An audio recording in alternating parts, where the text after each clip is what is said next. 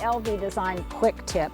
I just planted a bunch of this gorgeous purslane at the base of these sunshine ligustrums, and there'll be a video up as to how I did that.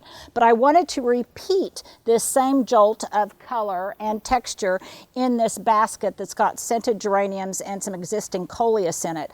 But I would really have to rip apart this planting to incorporate this gorgeous purslane in it. So what I'm going to do for now is just tuck it in there, hide the rim of the plastic pot with all of that effusive foliage that's growing over the edge. You can't see it. It's at exactly the right depth.